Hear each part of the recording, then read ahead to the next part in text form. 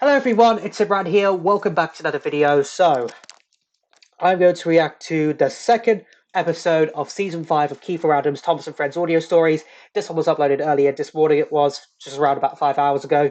And this one is Thomas and the Railway Games Part 2. So yesterday I reacted to Part 1 which was also the first episode of Season 5 it was.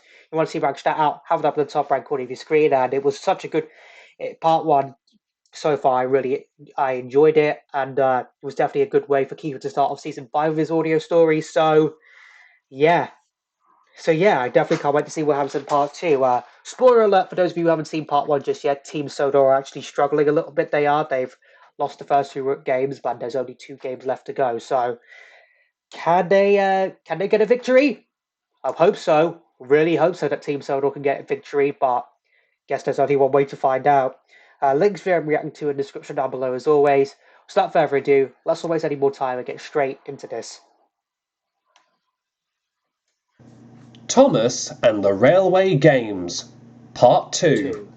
Written and told by Kiefer Adams. This is video 801 on this channel, by the way. Thomas went into a small... Because my reaction to yesterday's SMG4 video was the 800 video I uploaded to my channel. And boy, that was an 800 video to react to upload on my channel. You should check that out, by the way. Siding in York. Percy had just lost the tug-of-war to Seamus, the single Stirling engine. And James had earlier lost the shunting challenge to Box Hill, Stepney's brother. As Thomas sat in the siding, dreading the next events, he heard a voice. "I thought I recognised you. You're Thomas the tank engine, aren't you?" Thomas was surprised. Next to him was a tender engine with a large central driving wheel. "Who are you?" Thomas asked. "I'm Iron Duke," replied the engine. "Are you taking part in the events?" asked Thomas. "No, I'm just watching from the sidelines," replied Iron Duke. "My wheels are too big for the events anyway. But I'm a little worried for your big blue friend." "Gordon?" asked Thomas. "Why? Why? Who's he going up against?" Iron Duke sighed. "Well, let's just say she's the most popular addition to the museum." Thomas could only imagine. Who is it? The next event was a relay race to York Station and back again. Gordon was going to take part in this event, but he soon found out who he was going up against.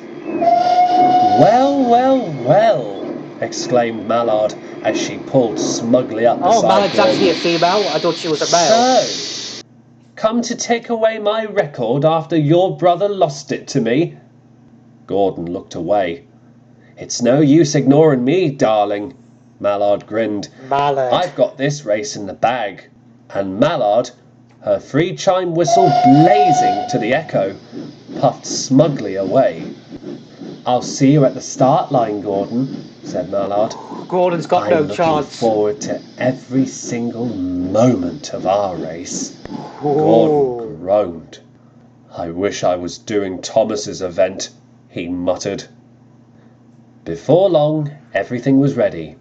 Gordon and Mallard were lined up side by side at the start line, with the Railway Games official ready to wave his flag. I think Mallard does have the fastest record for the fastest steam train has gone here in the UK. At least that's what I think it is. I can't actually remember, but I think that's the case. But just let me know in the comments down below if I'm right or wrong. Gordon took a deep breath and braced himself for what would come. The flag waved, the whistle sounded, and the 2 engines were off. James, Percy, Thomas and Stepney were cheering to the echo as Gordon and Mallard thundered down the line. Mallard was quite a fast engine, and Gordon had difficulty keeping up. "You'll be feeling the wisps of my smoke soon, darling," Mallard called as they reached the halfway stage. "Don't bet on it, sweetheart," panted Gordon as he tried to catch up. York Station soon came into view. Mallard arrived first and braced herself for the journey back. "Ta-ta!" she grinned and darted back up the line. "Oh, no, you don't," said Gordon, and he was soon in hot pursuit. Oh, The who's gonna win? engines of both the Fat Controller's Railway and the museum collection were waiting anxiously at the finish line. "Come on, Gordon," groaned James. "You've got this." "I don't think he has," whimpered Percy. "Look." Yeah. And sure enough, Mallard glided across the finish line, whistle blazing and feeling very pleased with herself. By the time Gordon finally arrived, he was red in the face and had missed the Mallards' grand celebration. This made Thomas even more worried, as his event was next. Oh. "Let's face it," groaned Percy later that day. "We've lost." "But I've still got my event to do," said Thomas. "We might as well just go home before it starts," sighed Percy. "I've lost, Gordon's lost, James has lost." Thomas looked rather concerned. "Percy, it's not always about winning the competition. It's the participation that matters. Yes, you've all lost your events, but you did very well." "Thomas is right, Percy," agreed his driver. "We mustn't let a loss get the better of us." "You wouldn't be saying that if you'd seen who Thomas is going up against," grumbled Percy. "Who?" "Well, just before Gordon's race, I saw Mallard talking to this green engine. I think he's called Green Arrow." "He won't be a problem with me," said Thomas. Thomas's event was almost similar to Gordon's. He and Green Arrow would be given a coach each, filled with important people. They would take them up to Scarborough, and the first engine to finish the event was the winner, and conclude the Railway Games. Oh. Thomas was nervous when he met Green Arrow at the start line. It was all down to this, as the final event of the Railway Games was about to go underway. For one final time, the Railway Games officials stood before the two engines. Thomas and Green Arrow waited with bated breath. The official waved his flag and blew his whistle, and the two engines were off. Green Arrow thundered down the line at a tremendous speed, but Thomas was able to catch up. Gordon, James, Percy, Stepney and the Fat Controller ruptured in cheers as Thomas darted down the line. Come on, Thomas. At first, all went well, and the two engines were neck and neck. They brought their visitors to Scarborough and then made their way back to claim the race. But on the way back, there was trouble. What? 1 minute, Thomas and Green Arrow were practically level with each other. The next, there was a loud bang, and Green Arrow started to slow down. "Goodness me!" he exclaimed. "What's happened?" "Your safety valve's gone." Oh no! And before long, Green Arrow came to a sudden stop. Thomas knew exactly what to do. "What do you think you're doing?"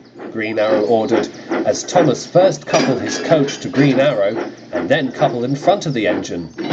"There's no way I'm finishing this race alone," said Thomas, and he started to pick up speed. That is good sportsmanship right there, Thomas. Green Arrow were Great heavy, sportsmanship. but Thomas didn't want to give up.